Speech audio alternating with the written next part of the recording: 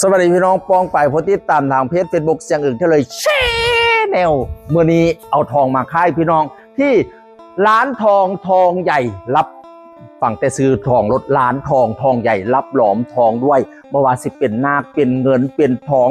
งเคทองรูปพรรณทองอะไรทำไมเอามาค่ายร้านเฮานี่เฮาซีตัวเปอร์เซ็นต์ทองอย่างดีเด้แล้วก็หลอมให้ดูเลยว่ามีทองกี่เปอร์เซ็นต์มีนาคกี่เปอร์เซ็นต์มีเงินกี่เปอร์เซ็นต์โอ้เพิ่นเฮ็ดให้เบิ่งเฮี้ยนจ๊ะเลยพี่น้องเปิดทุกมื้อเด้อหยุดวันอาทิตย์อันเดียวเนี่ยแล้วกันติดต่อทางไลน์ก็ได้ทางเบอร์โทรก็ได้0811667575ตั้งอยู่ซอยบักขามหวานพี่น้องเอ๋ยอยู่ด้านหลังของร้านเหล็กมั่นคงมาลีอยู่ล่างร้านเล็กก็อย่างว่าร้านเล็กนี่อยู่ห่างหน้าร้านรับซื้อทองนั้นอยู่ห่างล่างก็จะหาเบิ่งร้านทองอยู่ห่างล่างพี่น้องเข้ามาพี่น้องร้านทองใหญ่อยู่ด้านหลังของร้านเหล็กมั่นคงพี่น้องเอ๋ยเพิ่นรับซื้อทองตั้งแต่กี้เพิ่นไปห้าซื้อทองเขาเจ้าฮอนทองอยู่ปากสมอยู่เสียงคานนะบัดทีนี้เพิ่นก็เลยบ่ได้ไปแล้วเพิ่นเลยมาตั้งรับซื้ออยู่นี้นะ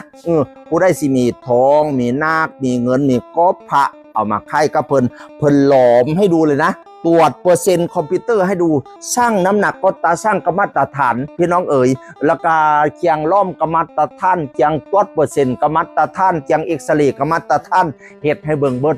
แบบว่าไม่ต้องกลัวโกงเฮ็ดให้ดูด้วยกันเลยสามารถดูได้เดี๋ยวพาเข้าไปดูพี่น้องเอ๋ยเข้ามาพี่น้องเข้ามาเฮียใจดีสวัสดีครับเฮียมาซ่องเทียแล้วเป็นลูกค้าเราซ่องเทียแล้วพี่น้องเอ๋ยเบิ่งให้แน่สั่งน้ำหนักให้แน่นักไล่ปานใดตาสั่งกรรมตรฐานดีจริงจุดทศนิยมซ่องจุดพุนะหลังจากได้น้ำหนักแล้วเฮียเราก็สิโจทย์ไว้พี่น้องว่าน้ำหนักก่อนหลอมเท่านี้นะว่าจากนั้นก็สิมาเอ็กซเรย์มาตรวจ5%ทองว่ามีเปอร์เซ็นต์หลายเปอร์เซ็นต์น้อยซ้ำได้ใช้เวลาบ่โดน30 วินาทีพี่น้องเกียงสแกนนี่มาตรฐานมาแต่ประเทศยุโรปว่ามาจากประเทศยูเครนเขาเจ้าเก่งวิทยาศาสตร์ทางนี้นะแล้วก็ตรวจเปอร์เซ็นต์แล้วก็มาล้อมว่าวันนี้นะล้อมกับบ่โดน4 นาที5 นาทีนี้แนวนี่นะให้เบิ่งทุกขั้นตอนเฮาก็มั่นใจได้ว่าเพิ่นบ่โกงเฮาเพิ่นบ่เอาเปรียบเฮาแน่นอนนี่นะเฮ็ดไปนำอธิบายไปนำหลังจากมันแข็งแล้วก็มาใส่น้ำนะคุณเอิงเห็นไหมนะทองคุณเอิงเหลียงเสริมดีมากเลยพะนะวะจากนั้นเราก็สิไปตัดพี่น้องตัดเพื่อว่าจะให้มันเห็นเนื้อทองก็จะเอาด้านเนื้อทองนะไปเอ็กซเรย์อีกรอบมันก็จะได้เปอร์เซ็นต์ทองที่ชัดเจนพี่น้องเอ๋ยใช้เวลา30 วินาทีเหมือนเดิมไม่นานพี่น้องเอ๋ยก็จะมารู้ว่า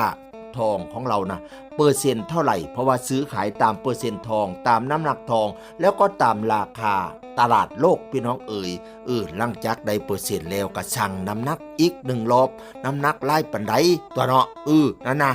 บัดนี้ก็มาถึงขั้นตอนการคำนวณเงินคำนวณราคาค่าเสียให้เราเสียให้เท่าได้ค่อยสิได้ไล่ปันได้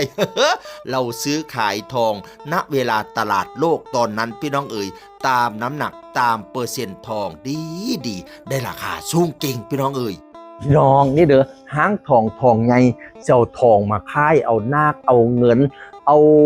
ทองที่ฮอนแม่น้ำโค้งมาค่ายเพิ่นกระลับซื้อให้ราคาดีเก่งพี่น้องราคาสูงที่สุดในจังหวัดเลยว้ายคนบ่อยากเป่า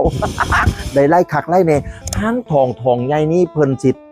ลีเนี่ยจักหน่อยเพิ่นสิเสียงอยู่ทางหลังร้านเล็กเนี่ยร้านเล็กอยู่ห่างหน้าเดี๋ยวเขาสิพาเบิ่งร้านเล็กนะพี่น้องทางหน้าสิเป็นร้านเหล็กมั่นคงเจ้าของเดียวกันด้านหลังคือห้างทองใหญ่อยู่ซอยบะขามหวานก่อนจะข้ามไปสะพานกกม่วงชีคันอยากค่ายทองมาร้านนี้บอพิษบ้างได้ราคาดีแล้วก็รับซื้อใบจำนำทองที่โรงจำนำเอาเพิ่นสิพาไปไทยทองแล้วมาค่ายก็เพิ่นก็ได้จะได้ส่วนต่างราคาดีคือกันพี่น้องเลย